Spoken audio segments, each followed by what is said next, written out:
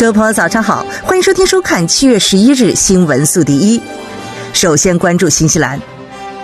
Transporting New Zealand 表示，人们担心一些货运公司可能会倒闭，因为飙升的燃油价格给他们的利润带来压力，而且他们的最大客户拒绝支付更高的价格。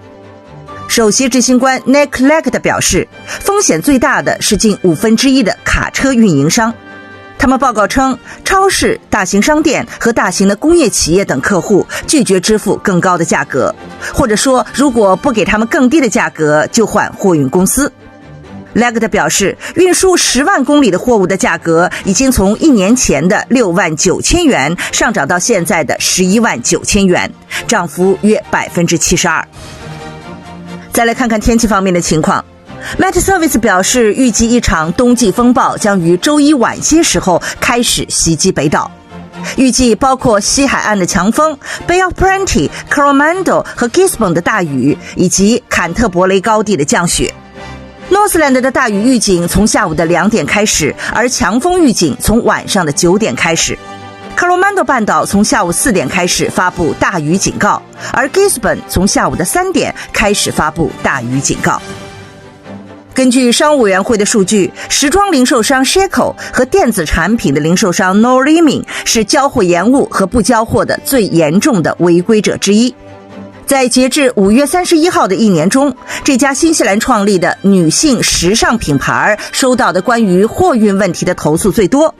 监管机构收到了11起关于长时间等待和未送货的投诉。新西兰消费者协会已就类似问题对该公司进行了调查。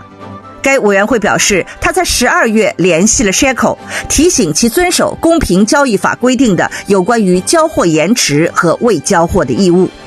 Warehouse Group 旗下的 Noriming 在2020年和2021年收到的投诉最多，分别是138和62件。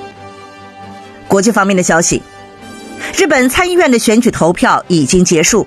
日本放送协会的票站调查显示，自民党与公民党组成的执政联盟将可以维持过半数的优势，而支持修改和平宪法的势力，包括自民党、日本维新会等，亦渴望达到提出修宪动议所需的2/3的议席门槛。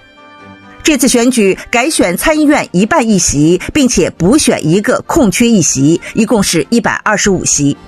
选前已经预计执政联盟选情已占优势。分析认为，前首相安倍晋三遇刺身亡事件可能令执政联盟获得更多的同情票，扩大优势。韩国军方表示，侦察到朝鲜发射2枚火箭炮。韩国联合参谋本部表示，朝鲜向西部海域进行了这次发射。韩国军方在当地时间傍晚6点半前后侦测到火箭炮弹的飞行轨迹，相信朝鲜使用了120毫米或者是240毫米口径的多管火箭炮。